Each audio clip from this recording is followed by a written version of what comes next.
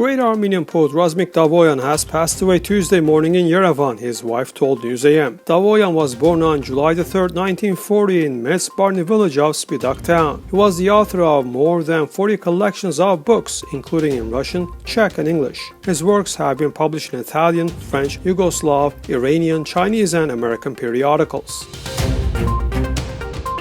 Fly1 Armenia and Pegasus Airlines have been issued licenses from the Civil Aviation Committee to conduct non-scheduled flights between Yerevan and Istanbul, the Ministry of Territorial Administration and Infrastructure of Armenia informed NEWS.am. Armenian Fly1 Armenia Airline has already received a civil aviation permit for the Yerevan-Istanbul-Yerevan charter flights and was waiting for the Turkish side's permission. Earlier, the Turkish Pegasus Airlines applied to the Civil Aviation Committee of Armenia with a request to allow the Istanbul-Yerevan-Istanbul flights.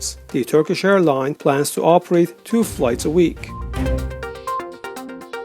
Azerbaijanis threw stones at an Armenian car on the Stepanakert-Goris road. The incident took place in the area of Azerbaijani-occupied Shushi. A resident of Vanadzor, Armenia, on Monday reported to the Kashata Police Department that it was provoked on the Stepanakert-Goris road. Azerbaijanis threw stones at his car, the front of which was damaged. The police are investigating the circumstances of the incident.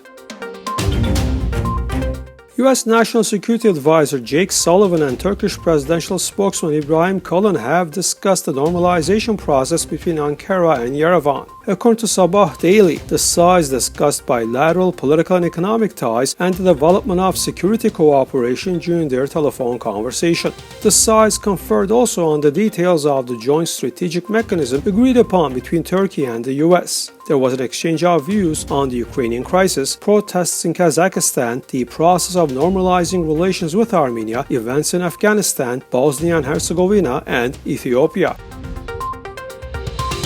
243 new cases of the coronavirus were confirmed in Armenia as of Tuesday morning, and the total number of these cases has now reached 346,224 in the country, NEWS.am has learned from the National Center for Disease Control and Prevention. Also, 2 more deaths from COVID-19 were registered, making the respective total 8,006 cases. In a multi-part film about the events of World War II, Armenia was shown on Netflix in its historical borders, including the territory of modern-day Turkey, Ermeni Haber AM reported. The first to draw attention to this fact was the Turkish Maritime and Global Strategy Center, which considered this fact an assault on the territorial integrity and sovereignty of Turkey. The issue was also touched upon by the pro-government newspaper Yeni Akit, which refers to the opinion of many unhappy Turkish citizens demanding that the Supreme Council of the Turkish Radio and Television Corporation to take action and impose the most severe sanctions on Netflix.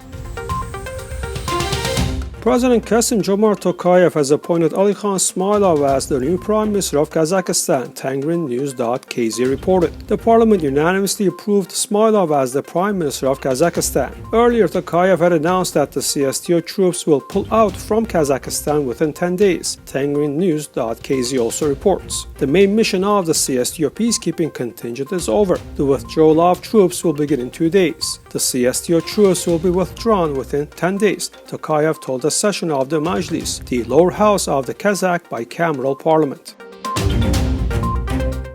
A U.S. man has become the first person in the world to get a heart transplant from a genetically modified pig, BBC News reported. David Bennett, 57, is doing well 3 days after the experimental 7-hour procedure in Baltimore, doctors say. The transplant was considered the last hope of saving Bennett's life, though it is not yet clear what his long-term chances of survival are. The possibility of using animal organs for so-called xenotransplantation to meet the demand has long been considered, and using pig heart valves is already common.